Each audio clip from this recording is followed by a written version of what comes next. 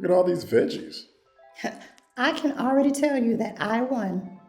Man, no, you didn't. This pumpkin is clearly gonna win. You see Do it? you see the zucchini? It's delectable. Why are we doing this again? What's wrong, Lisa? I don't have anything for the project. No one has explained to me why we're even doing this project. What happened? That thunderstorm last weekend, well, lightning struck my beautiful garden and set everything on fire.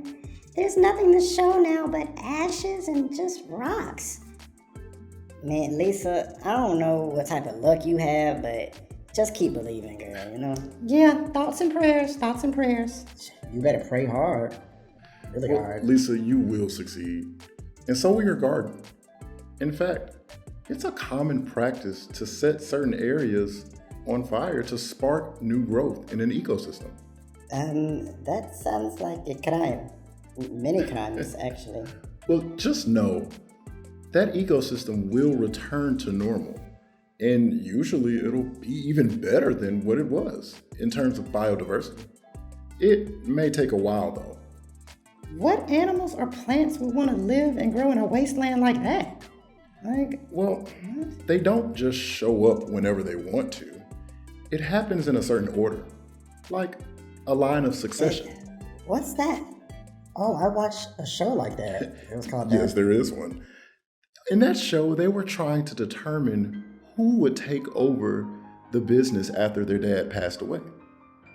Or example, who would take the office of president if something happened to the sitting president.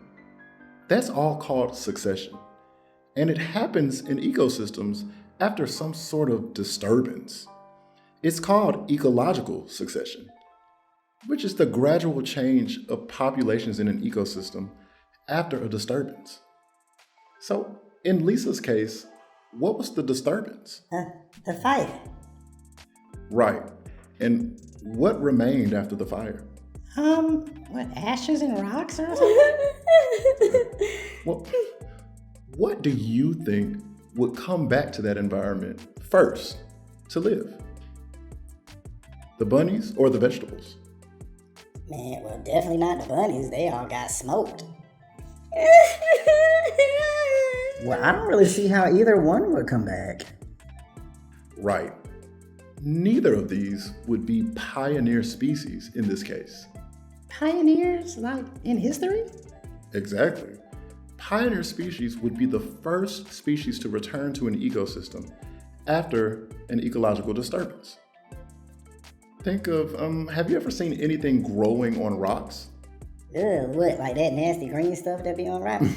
Yes. Lichens or moss. They are the pioneer species in this type of ecological succession. Now let's say instead of a fire, it was just a tornado instead that uprooted all the plants and ruined the habitat of the wildlife. And all we have left is, just dirt. What would come back first, you think? The bunnies or the plants? Well, wouldn't it be what you just said, what, lichens and moss? It could be, but... If there's soil, like that means plants could just come back if they wanted to, right? Absolutely. So there are actually two types of ecological succession. We have primary and secondary. Now, while they both occur after an ecological disturbance, there are some key differences. Now, one of the best ways to remember the difference is to think about what the word primary actually means. First? The lowest level? Right. So, between these two examples we've looked at, which one do you think is primary succession? The tornado that left behind the soil, or when she had the fire that left behind just rock? I'm gonna say the one with the fire, because it reduced the ecosystem to its lowest level, just rock. Absolutely. So primary succession usually occurs after a drastic disturbance, and that causes the soil to be removed, leaving just rock. Whereas secondary can be caused by a drastic or a minor disturbance. And since that's the case, the soil remains. And like you guessed earlier, when you said that the small plants could return to that environment, That's because in secondary succession, the pioneer species tend to be small-rooted plants, unlike primary succession, where the pioneer species tend to be moss or lichens, because they're starting from bare rock. Now that we know some key differences, which type of succession do you believe is faster, primary or secondary? Secondary. Because if the soil is present, that means plants can arrive faster, which would bring the other living things back much faster than in primary. Yeah, so I will get my garden back? Ooh, maybe we should ask the principal if we can start a school garden. Or you can wait for yours to grow back in like 20 years when you're old and tired like Mickens. Ooh, don't do her like that. All things work together to reach equilibrium. You may have heard of people cutting off their hair to get it to grow back fuller with more vitality. The same thing happens here.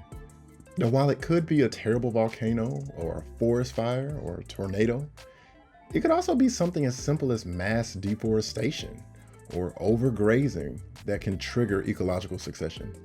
But don't worry, just as our bodies repair themselves, so will an ecosystem until it reaches a beautiful, flourishing, biodiverse ending, a climax community.